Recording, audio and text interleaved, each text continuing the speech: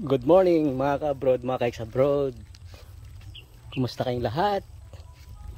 Tara, samahan niyo ako. Magdadala tayo ng merienda doon sa ating mga kasama. Kasama sa pagkukupras sa niyugan na ngayon ay nagtatabas, naglilinis ng ating niyugan dahil sobrang gubat na.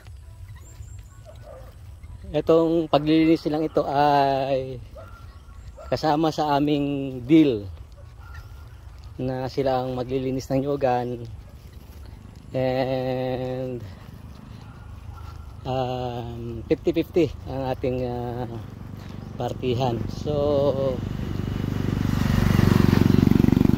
hindi naman sila lugi siguro, hindi rin siguro ako lugi. Ano masasabi nyo? Sa inyo ba magkano ang hatian ng mga magkukupras sa mga niyugan?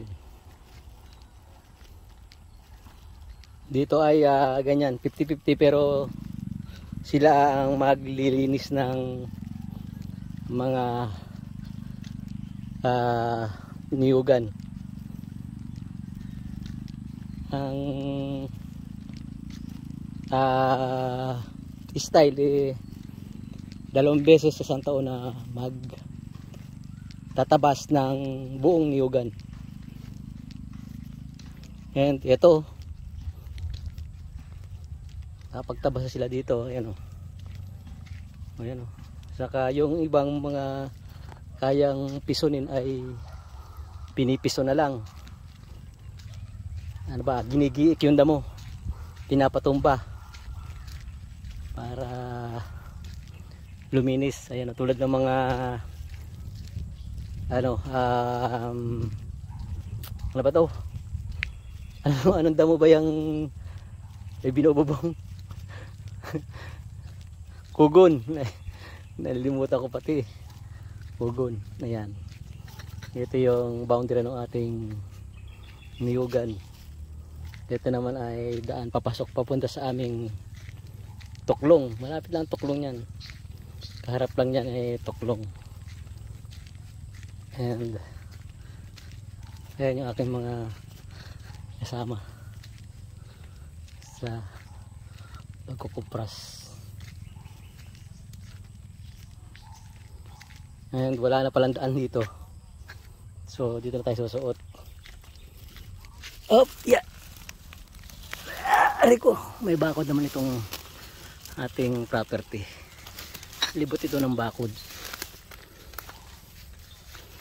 Uy, paputik. Kaulan lang. Ting hapon, umulan dito.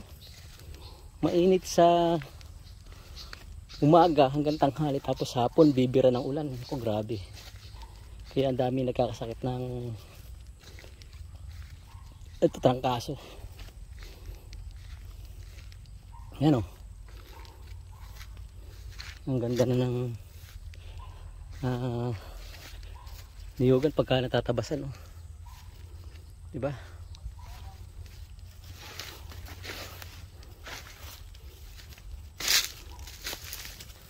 Ayan, ating produkto puro mga niyug. Wala naman tayo ibang produkto dito kundi yan nga, kopra.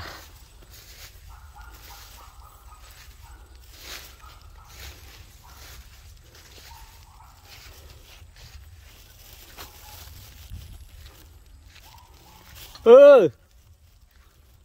Hoy! Saan kayo? Merienda!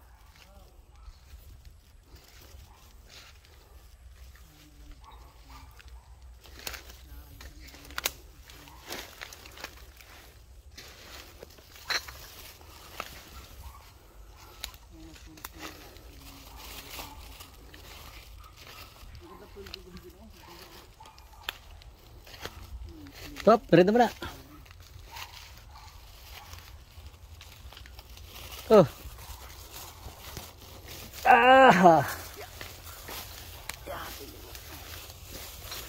Dito malamig-lamig ang klima dito. Kaya din mo na pagtanghali hindi kaya sabi din. Doon muna tayo malilom doon.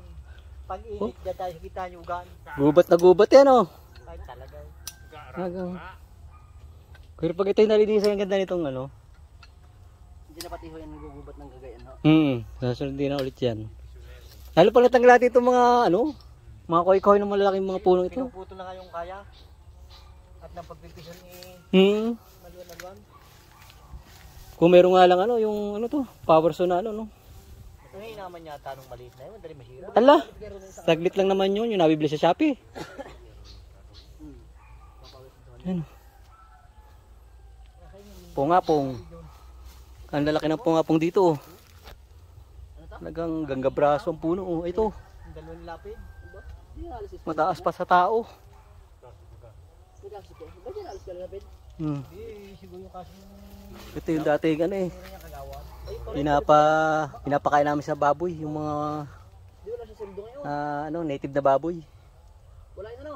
Kasama ng bugnoy na niyog.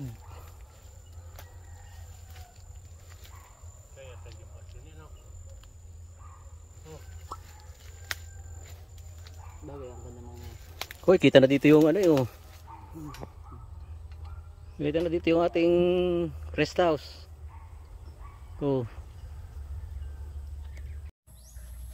Hapon na naman mga ka-abroad, mga ka-ex-abroad. Tapos na naman ang isang araw dito sa ating Niyugan.